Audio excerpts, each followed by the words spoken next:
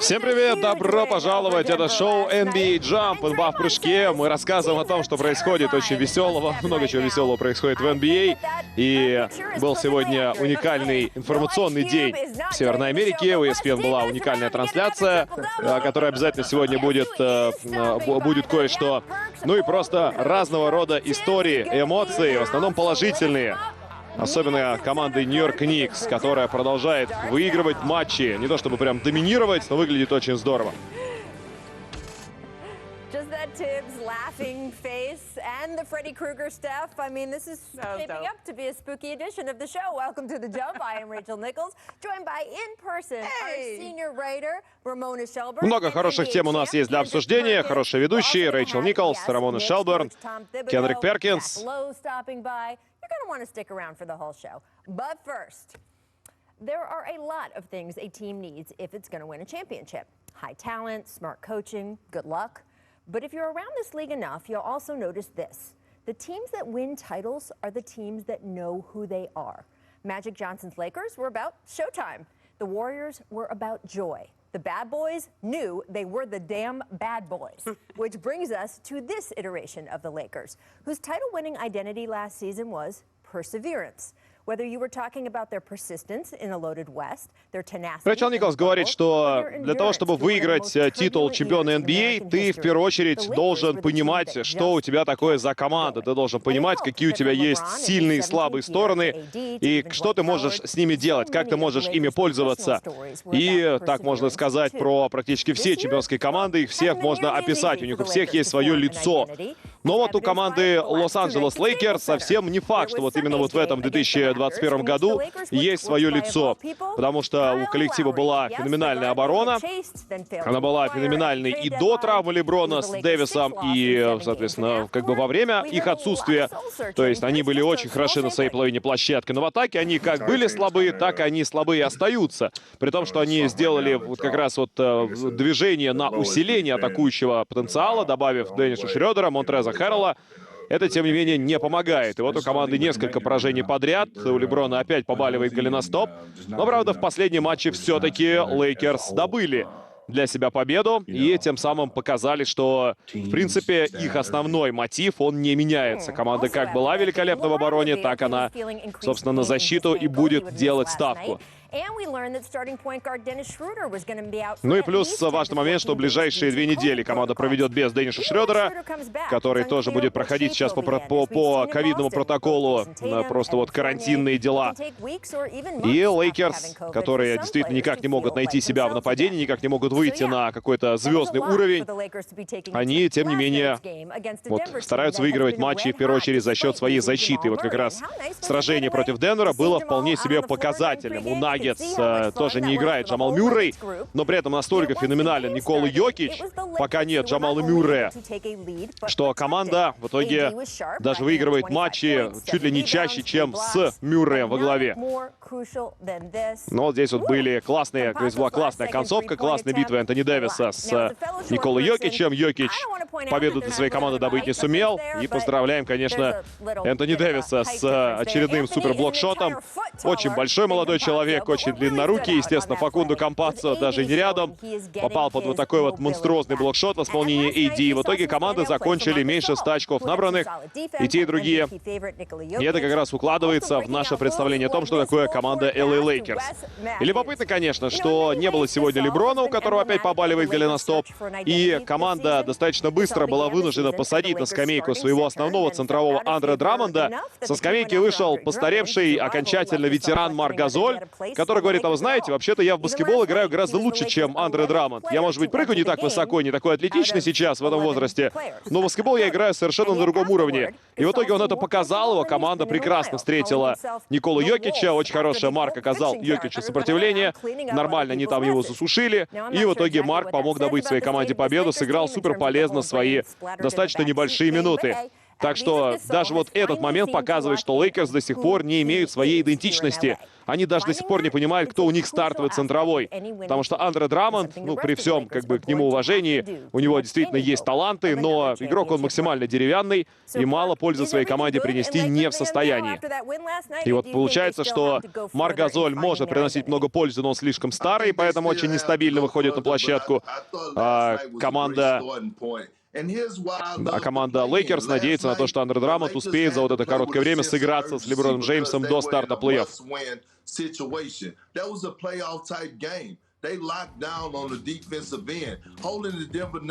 Кендрику Перкинсу понравилось то, что он увидел в исполнении Лейкерс, потому что от них требовался серьезный ответ. Они не очень здорово выступили в предыдущих матчах, проиграли прям совсем так крупно команде Торонто Репторс, которая накидала им просто все, что хотела. И в итоге была сегодня такая игра с атмосферой плей-офф, когда от Лейкерс требовалась победа, им надо было закрыться наглухо в обороне. Что они сделали? Они нашли оптимальное сочетание игроков. Они сопернику сели в ноги, они показали хорошие результаты, они большие молодцы.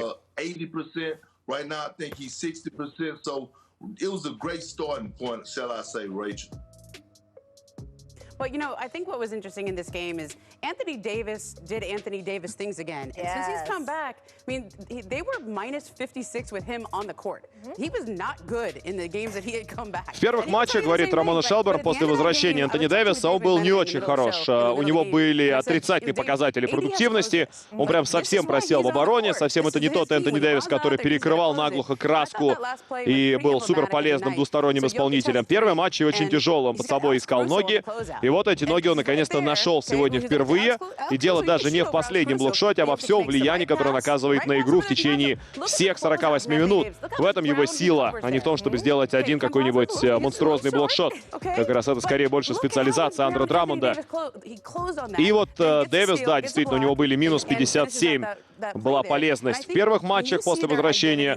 И Леброн ему тоже не сильно помог. Сегодня вот он наконец-то был похож на самого себя. И после матча Фрэнк Вогель, наставник Лейкерс, так и сказал, что наконец-то Дэвис провел первый матч за долгое время, когда он был похож на самого себя. И это то, что команде очень-очень нужно. And Marc Gasol is, what would you call his defense on Jokic yesterday? I mean, he called himself the wolf. He's the cleaner. Hand, arm in the back, right? I mean, he was, you could not. Ну и на самом деле защита Марка Газоля против Николы Йокича — это то, что, возможно, отделит в потенциальной серии плей-офф эти две команды друг от друга. Денвер очень хорош, но Лейкерс, вполне возможно, именно за счет своего фантастического ветерана центрового будут иметь над Йокичем большое преимущество, потому что, да, Никола моложе, Никола очень крут, но Марк Газоль достаточно старый матерый волк, чтобы знать все приемы Йокича, чтобы знать все его европейские финты, и он будет его останавливать. Так что в этой серии у Лейкерс явно будет такой потенциальный Йокич-стоппер. Ну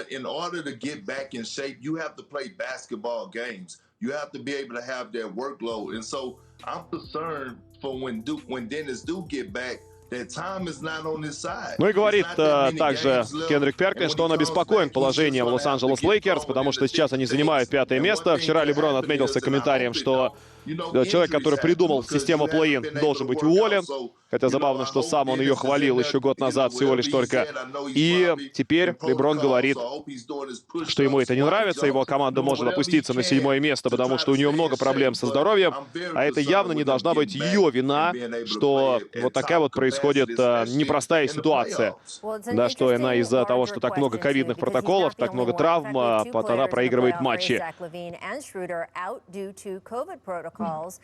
Ну и Перкинс говорит, что он обеспокоен состоянием Леброна, состоянием Дэвиса, их сыгранностью, командой химией, и обеспокоен состоянием также и Шрёдера, который вернется только через 2 недели, у него не будет времени, чтобы разогреться перед плей-офф практически.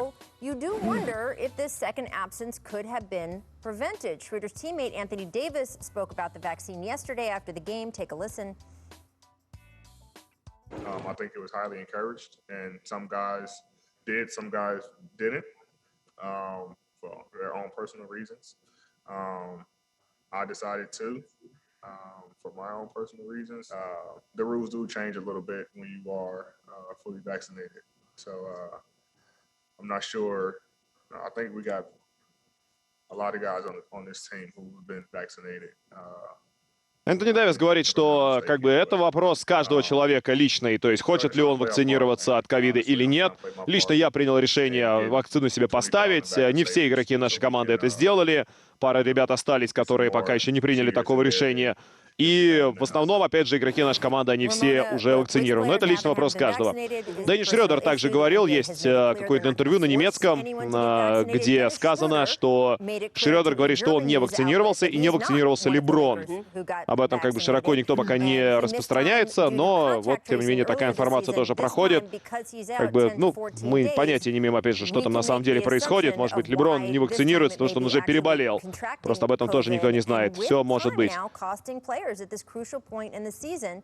Is there pressure, Ramona, on players to get vaccinated? The vaccine's available. Есть ли давление сейчас на игроков Национальной баскетбольной ассоциации поставить себе вакцину, вот как раз такой последний этап перед плей-офф, чтобы иметь больше шансов на то, чтобы стабильно провести весь плей-офф?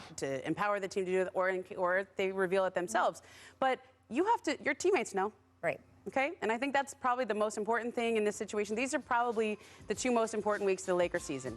And the Lakers had the opportunity to get the vaccine April 16th. Most of them did. Dennis Schroeder obviously expressed to the German newspaper that he had some hesitancy. There's plenty of people around the country who have hesitancy. And the NBA kind of treated this as a sort of carrot and the stick, okay? The carrot is, hey, if you get the vaccine, you can go out. You heard Anthony refer to that. The you can go do that. And I really like his messaging on this, which is essentially we all have to do our part. I'm trying to play my part. I think that's the messaging that we're going to have to get to in our country as a whole, and we're slowly getting there because there was a long time where the vaccine was not widely available, right. And now it is. And so I think that's the second phase of this, and I really appreciate Anthony disclosing, hey, I took the vaccine. Yep. I got it, and I'm doing great. Yep. And, you know, I appreciate everybody who is sort of forthcoming about it because I think once you say Anthony Davis got it, and he's okay. Yep. That's what helps everyone get past it. But when you talk about whether Dennis got it or didn't get it, now he has COVID, you know, he might have COVID, he's out for these protocols. Your teammates know, and I think those are the people that you have to be most accountable to at this point in the season. Ну и говорит Роман Шелберн, что ведь на самом деле самое главное это не там отношение к вакцинам со стороны зрителей или со стороны журналистов, это самое главное отношение внутри команды, потому что, естественно, все игроки знают о том, кто поставил вакцину, кто нет, и, соответственно, они понимают, чего можно ожидать. Но вот такой эпизод с Энтони Дэвисом, который открыто говорит, что да, я как бы действительно вакцина у меня есть, и я ее поставил себе. Как бы это говорит о том, что да, эта лига становится такой более открытой, и как раз вот на Энтони Дэвисе, раз уж он себе поставил, могут действительно брать с него пример и другие игроки. То есть они не Деннис Шрёдер, который говорил, что он как раз без вакцины, а скорее игроки большинства других команд. The best possible chance and have guys healthy and have guys available. So they should take notice. And if I'm an organization, you know what? I'm encouraging all my players, coaches, and everyone to go out there and get vaccinated just for your health, not only to win games, but for your health in general. Ну и говорит Кендрик Перкинс, что, учитывая то, что вакцина была действительно недоступна еще совсем недавно, а теперь она доступна, и теперь есть возможность ее поставить всем. И вот замешательство игроков, которое идет уже как бы гораздо глубже, чем просто вот какие-то ковидные дела, это замешательство, оно отражается в том числе и на успехе команды. И как бы как вот организация, большинство организаций хотят быть успешны, говорит Перкинс. И вполне возможно, что будут некие такие вот сообщения тоже от руководства. То есть как бы мы всем настоятельно рекомендуем вакцину принять, именно потому что это дает более высокий шанс, чтобы остаться в составе, остаться в игре и не подвести команду в решающий момент времени. I'm not saying you got to cut off a finger, and I don't know if anyone in the Lakers locker room is saying to Dennis, hey, dude, why didn't you get vaccinated? Now you're out for 2 weeks, and this is going to cost us, and maybe, again, cost them further down the road if he has COVID in a way that stays with him. And again, we just don't know, and we won't know that for a while. Ну и говорит Рэйчел Николс, что как бы мы не можем знать, какие отношения внутри команды. То есть очевидно, что игроки Лейкерс знают, что у Денниса Шрёдера нет вакцины, и в итоге он сейчас по ковидному протоколу сидит 2 недели, непонятно, есть ли у него коронавирус или нет, какой он, в каком он состоянии, насколько будут большими дальше последствия после вот этого ковида. То есть, как бы она вот привела в пример историю с Айзеей Томасом, который просто в плей-офф там на больном голеностопе вышел и убивал как мог, потому что великий игрок абсолютно. И вот лучшие люди делают все от себя зависящее, чтобы оставаться в игре. Fun guy, what's up, baby? What it do, baby? Make, miss. It's a make or miss league, baby. That's it. Thank you, Kawhi, and thank you, Serge Ibaka, for just a Make or miss league, baby! Это Кавай, он всегда такой. Ой, Энтони Дэвис, куда ты пошел? Со штрафной линии решил задунковать через Николу Йокича. Ну, может быть, чуть позже, когда форму наберет уже нормальную. Да, это больше действительно к Джавелу Маги, который тоже такие вещи пытался создавать и много-много раз попал за счет этого в шахте на фул. Бедный Джеймс Джонс подставился, вот нынешний ген-менеджер Феникса. Ой, жестоко тут было. Ну и здесь, мне кажется, Йокич даже не заметил. То есть, как бы его так чуть-чуть оттолкнул Дэвис, но Йокич тяжелый, парень огромный, поэтому он даже особо внимания не обратил. Ну, храбрость Энтони Дэвиса все равно отдадим ей должное. Богдан Богданович с фантастическим моментом. К счастью, не сломал он себе здесь колено. Там реально очень странно. У него нога вывернулась здесь вот правая. И, к счастью, все хорошо. И в итоге он, да, тоже принял четко себе в голову от Трей Янга. У них был классный обмен в Твиттере. У них был классный обмен в Твиттере. И там написал Трей Янг, типа, ну, бро, ну ты чего? И Богдан такой, типа, зато пас был точно куда надо. Хорошая передача от Трей Янга. Прям идеально. Идеально. Напоминание. Команда Нью-Йорк Никс с помощью Дерека Роуза. Ди Роуз. Ой, какой он фантастический. С ним они выиграли 21 из 29. И Ди Роуз просто волшебный. Он очень-очень хорош. Он очень хорош на обеих половинах. Особенно в атаке. Он закрывает для них матчи. Ну и понятно, что да, Дилан Брукс, он неплохой защитник, но вот как-то Дерек его несколько раз очень серьезно обыграл за вот эту сезонную серию. Так что, да, для Дерека совершенно это не конкурент. Ему нужен кто-нибудь из соперников посильнее. Потрясающий момент. Действительно, вот все идет просто по плану Тома Тибодо. Кто бы мог подумать, что все, что он придумал, все работает. В таком удивительном сезоне именно все работает. То есть звезды играют по 40 минут, и они живы, еще никто не умер. И Дерек Роуз играет по 30 минут со скамейки. Он тоже жив, он тоже не умер. Это потрясающе. Назад в прошлое. Вспоминаем, как... Ой! Было такое. Это когда еще Дерек Роуз пытался в первый раз вернуться тоже вот в НБА, 2016 год. И супер кроссовер. Очень красивый момент через Майка Конли. Так, тут еще в составе Чикаго Буллс очень красиво разыграл здесь Зака Лавина. Оп-оп. Кроссовером. Ну, Лавин тогда вообще еще не защищался. Сейчас он еще более-менее какую-то энергию в обороне все-таки создает. Тогда он просто был дыркой. Супер момент, 2009 год, Хосе Кальдерон. Такой, чего? Это еще праймовый Роуз. Только-только в лигу пришел. Супер быстр, супер техничен. Делает все, что хочет. Играет как будто в школе.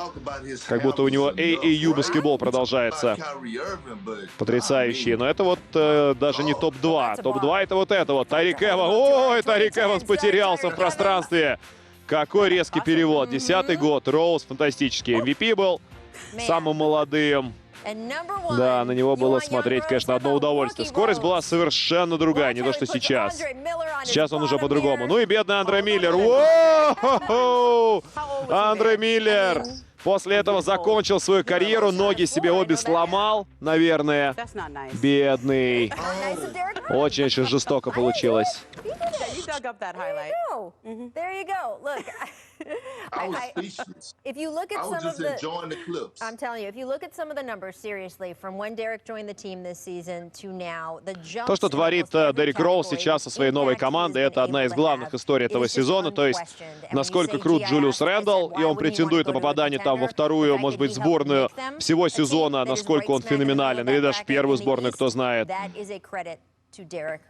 Ну и, соответственно, команда сильно подняла свой уровень эффективности в концовках за счет прихода Дерека Роуза.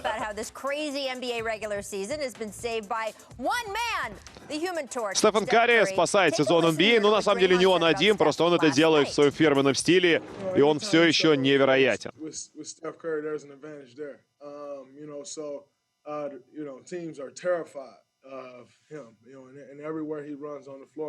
Дреймонд Грин говорит, что как бы Стеф — это ультимативное оружие, которого боятся абсолютно все команды НБА, все соперники. Соперники наши в шоке, потому что они опасаются, что он может бросить реально с любой точки, поэтому они волнуются в течение всего матча, на каждом отрезке в матче и в каждой точке пространства. Они переживают, как бы Стеф им чего-нибудь не накидал.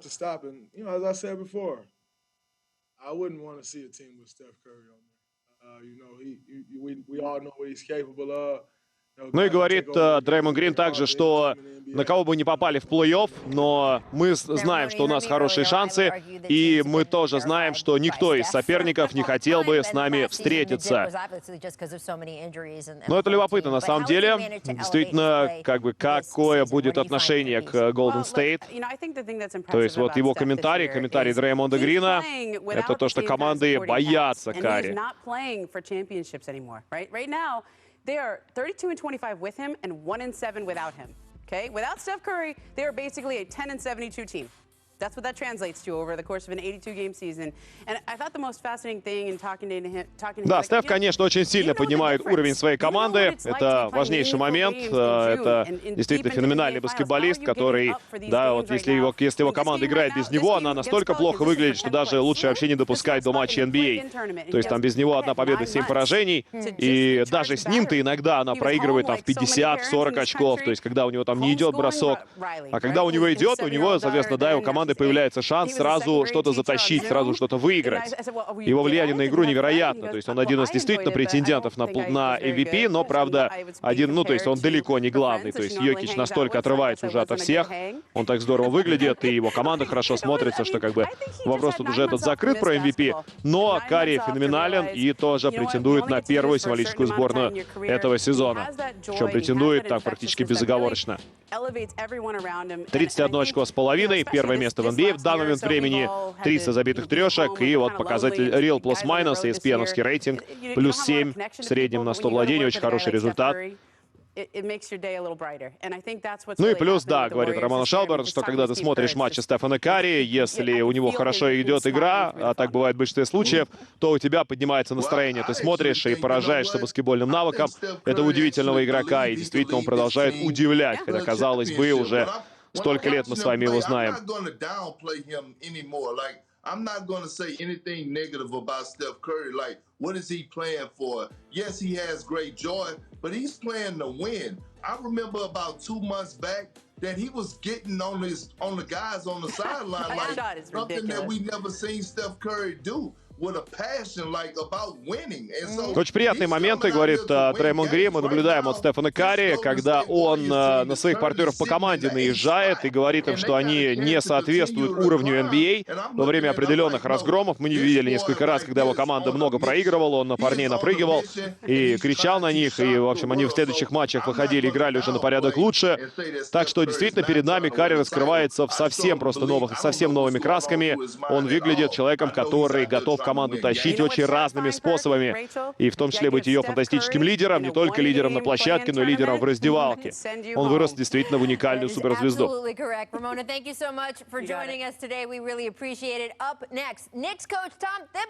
Ну и у нас будет общение с Томом Тибодо. Он хорошо знаком с ESPN, он работал на ESPN, и никто не верил, что у него еще будет работа в NBA, но вот она у него появилась, и какая-то работа. Это работа тренера Нью-Йорк Никс, которых он поднимает просто вот до небывалых высот. Впервые за 10 лет Никс хоть кому-то нужны.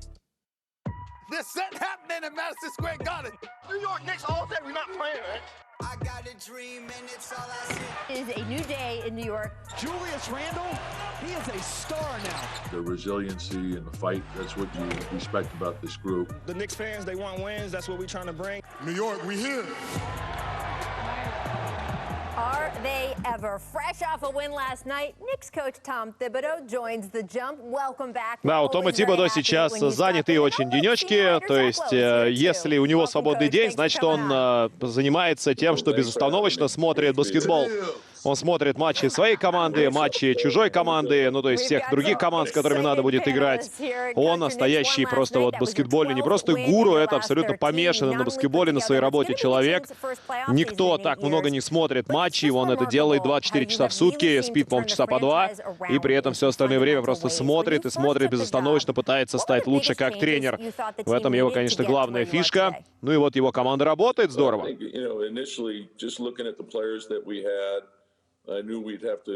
First make a commitment to play for each other, to work hard, and to play smart, and to build the right habits. And we've gotten great support from our owner, Jim Dolan, has given us everything that we've asked for. And then from our senior management team, Leon, Wes, and Scott Perry, it's been terrific, and you can't say enough about what Julius Randle has done. Говорит, что очень большое мы, как бы, да, получили, очень большую помощь мы получили от руководства команды, очень большую помощь мы получили от Леона Роуза, от World Wide Wes'а, от руководства команды, от владельца Джима Долана. То есть мы получили все, что мы хотели. И посмотрев на состав игроков, посмотрев на то, кто у нас есть в составе, мы приняли решение играть именно в таком стиле. И самое главное было, самое первое, это было, естественно, договориться с игроками о том, что мы все будем играть друг за друга, что мы все будем работать одинаково, суперинтенсивно, потому что только так у нас есть шанс добиться хоть чего-то. You cutting them loose offensively. This ain't the Tibbs I knew. I know, okay? Well, Perk, you always trying to work that angle in Boston. You wanted to have the ball in your hands, make plays, shoot the three. Yeah, but that wasn't happening. No, but yeah, I think the big thing is, you always want to learn and grow and challenge yourself. And the NBA game is always changing. It never stays the same. It's in the 90s, it was played one way. The early 2000s played another way.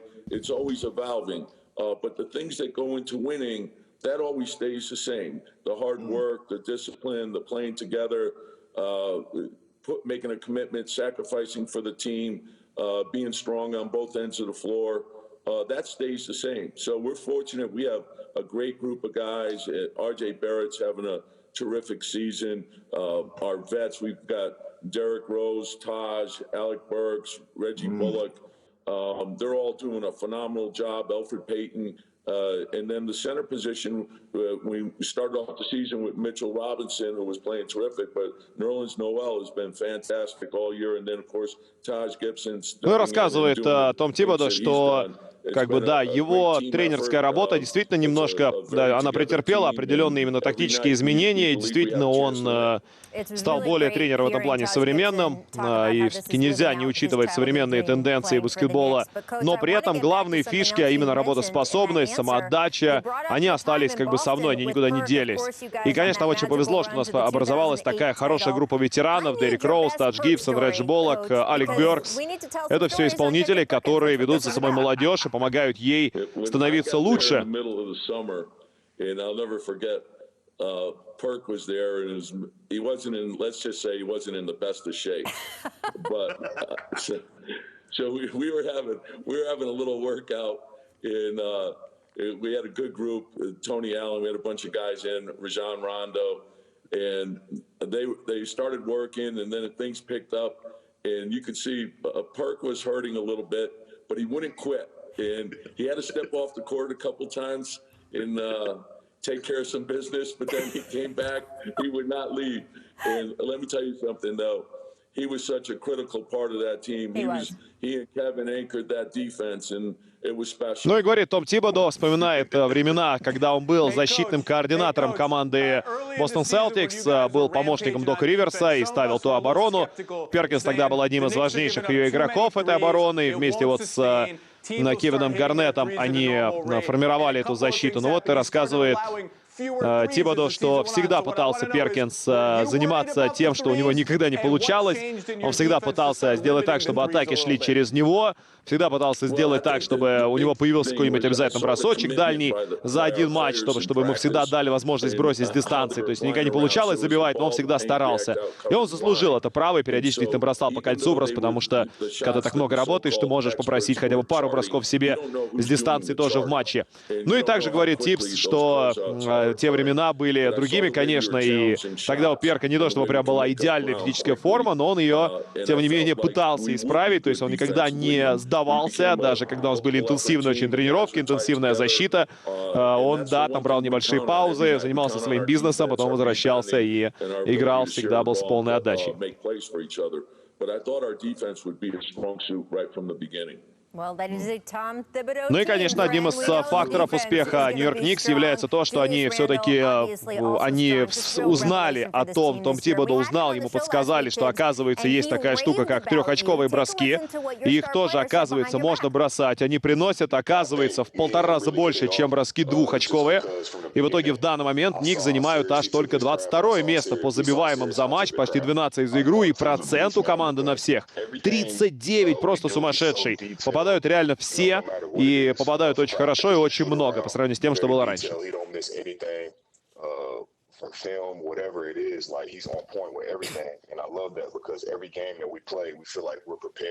Говорит Джулиус Рэндалл, что это удивительная привилегия, которая у нас есть с таким тренером, как Томом Тибодо, потому что он готовится больше, чем кто бы то ни было еще в этом бизнесе. Нет ни одного другого тренера, который так много времени проводил бы за подготовкой к матчам. И так как у нас много сложных соперников, у нас много непростых матчей, мы хотим пытаться выиграть каждую игру. Мы не знаем, когда нам повезет, когда у нас полетят броски, когда нет. И нам Тибодо дает вот это вот большое преимущество в каждой игре абсолютно. То есть каждый матч, который мы проводим, мы точно знаем, что тренер увидел все сильные и слабые стороны соперника, он все их раскидал, и у нас появляется шанс набирать очки и выигрывать матчи.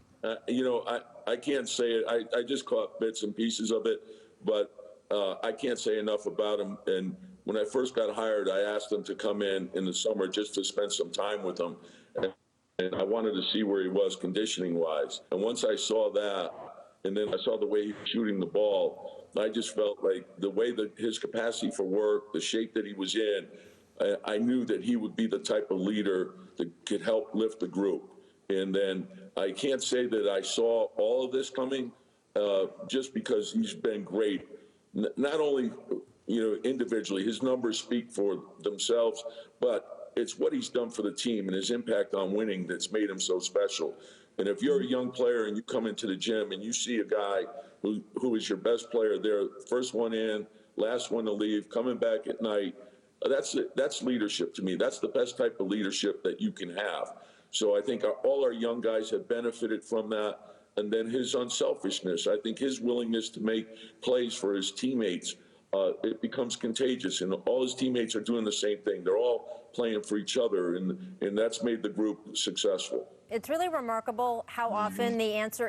и говорит про своего лидера, про Джулиуса Рэндла, Том Тибодо, что уникальный, конечно, баскетбольный талант. Цифры говорят, конечно, сами за себя, то есть мы все видим, каков вклад его в игру, но этим не ограничивается его вклад в нашу команду, и очень много он чего делает за пределами, в том числе и протокола статистического, и также за пределами площадки, что позволяет команде выходить на абсолютно новый уровень, так что он наш действительно главный игрок, он наш невероятный лидер.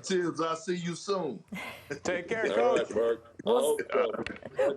We'll see you in the playoffs, Tibbs. That's the best way to say it. We'll see you in the postseason. All right, guys, coming up, the Bucks beat the Nets Sunday night in a tight game. What did they prove heading into their rematch tonight? Крутейшее получается вот такое вот короткое баскетбольное противостояние между Милуоки и Бруклином, и битва номер 2 будет ближайшей ночью между этими командами.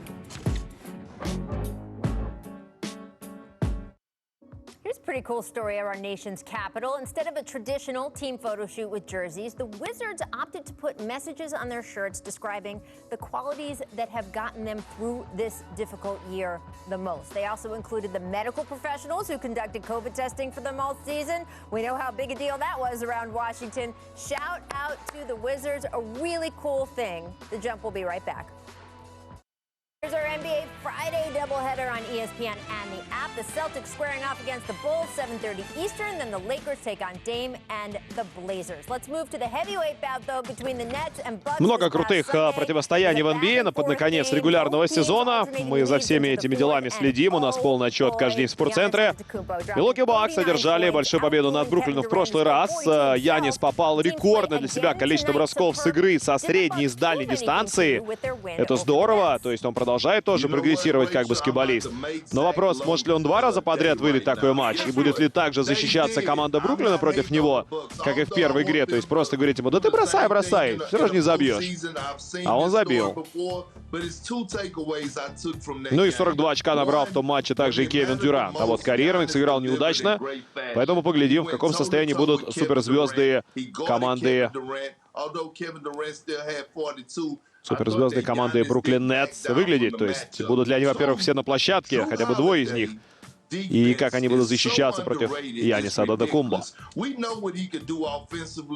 But the way that he guarded Kyrie Irving, we don't see too many guys in the NBA that are able to get up in the Kyrie Irving airspace, jam him, and not get. Говорит также Кенрик Перкинс, что мы видели действительно, на что способен Янис, как он набирает очки здорово, но также мы увидели, какая хорошая была оборона проделана Янисом и против Дюранта, он его накрывал, и против Деандре Джордана он его тоже накрывал, и против Кари Ирвинга. Кари тоже оказался под достаточно большим воздействием и был не очень хорош в той игре. Так что Милуоки Бакс показывает, что они больше, чем просто команда Яниса, действительно целостный коллектив, у которого много чего есть. They don't have as many all-star appearances. Collectively, they're not as good, but they are not afraid of Brooklyn stars, and albeit one of those 3 stars did not play. Number 2, the Bucks are moving more and more, and particularly for this matchup, into switching, and I think we're going to see more of PJ Tucker at center now that he's back full-time. And number 3, I don't know if he proved it or what he proved, but I thought that might have been the finest offensive game of Giannis's career. And it wasn't just the threes and the jumpers that were important to me. It was the floaters and the hook shots in traffic, because those are the kind of go-to moves he's going to need when just barreling to the rim. Рассказывает Зак Лоу, что тут 3 важных фактора. То, что Милуоки соперника совершенно не боится этих суперзвезд, которые у Бруклина есть, да, при том, что у самих Бакс далеко не так много попаданий в символические сборные All-NBA и чемпионских титулов, как у этих исполнителей. Ну и также они будут чаще играть смены в защите, и будет много Пиджея Такера, который гораздо лучше двигается вот в этом противостоянии против подвижных игроков Бруклина по сравнению с тяжеловесным Бруком Лопесом. Ну и также тот факт, что Янис Адетокумбо добавляет в свой арсенал различного рода элементы. Он забивает броски с разворота, с подхода, 3-очковый. Также он бросил пару крюков, попал флоутеры. То есть действительно у него есть разнообразие в нападении. И если это разнообразие он продолжит демонстрировать, у Милуоки будет куда больше шансов пошуметь в плей-офф. Ну и, конечно, пошуметь желательно нужно еще и сегодня.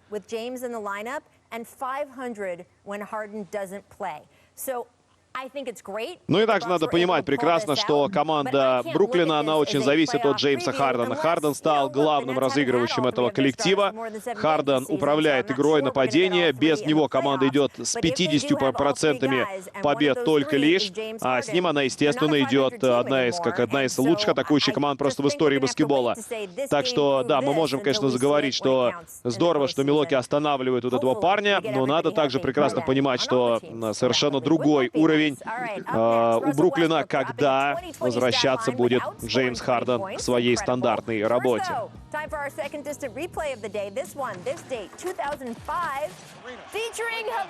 2005 год. Агент номер 0 Гилберт Ареnas. Победный бросочек через 4 руки игроков Чикаго Буллс.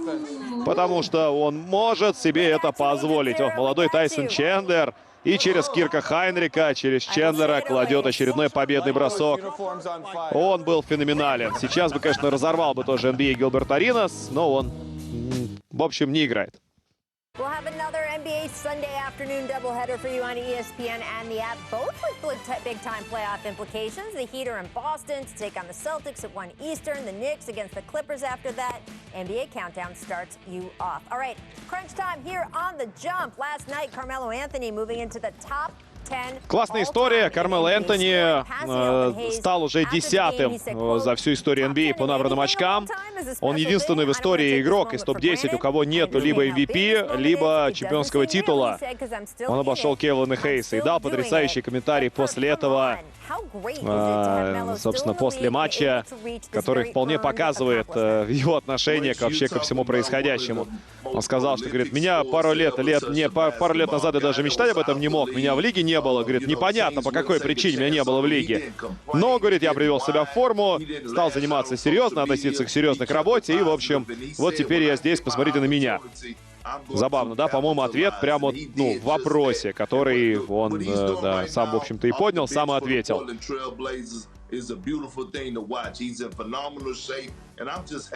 Так что поздравляем Кармело, действительно здорово выглядит, действительно находится в прекрасной форме. То, чего все так давно ждали, надеялись, что он приведет себя в форму, будет относиться серьезно к своей работе. Вот, наконец-то, ему это удается сделать. Удается серьезно отнести к своей работе.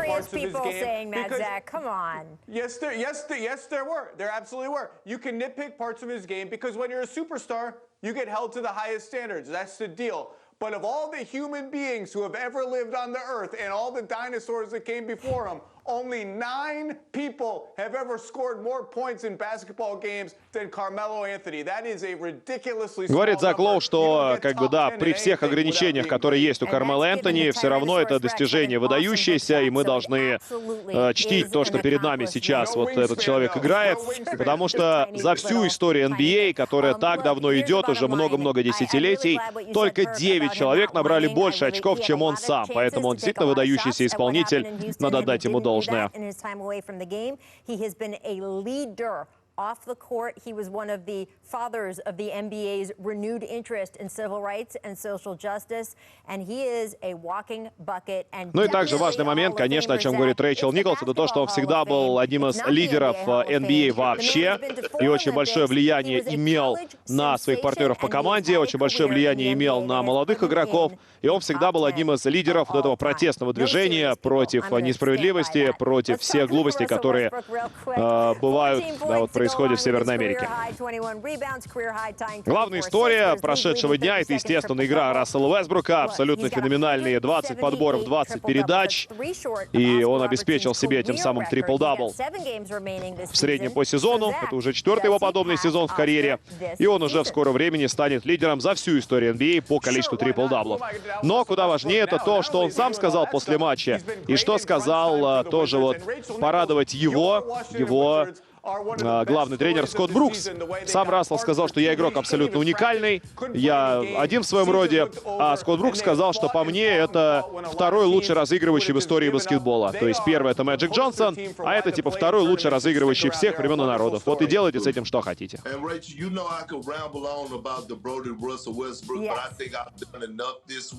But I will say this, a lot of people don't give him his flowers because a lot of people don't know him. And Rachel, you could contest to this. As you know what, I wanted to tell you this. Ну и отдадим должное, конечно, Вашингтону, который здорово идет. Команда не просто цепляется за плей-офф, она обеспечивает себе как раз вот эту плей-офф позицию. И она, соответственно, вот да, в 10-й строчке она может подняться повыше, может, в принципе, занять даже там потенциально 8-е место, например, в таблице, и даже играть, соответственно, зону плей-ин через уже вот основную сетку, да, то есть как бы играть сначала первый матч, потом потенциально второй. Так что Вашингтон очень здорово идет. Уэсбрук один из героев этого сезона, и он действительно создает много интересных инфоповодов по поводу своей игры своей команды. Так что будем следить и дальше за NBA. Много чего веселого нас с вами ждет. Следите вместе с нами за NBA каждый день через Спортцентр, через программу НБА в прыжке. Мы скоро вернемся. Everybody would be doing it. Thanks so much to you, to Zach, to Ramona, and to Coach Tom Tibodо. We'll see you tomorrow.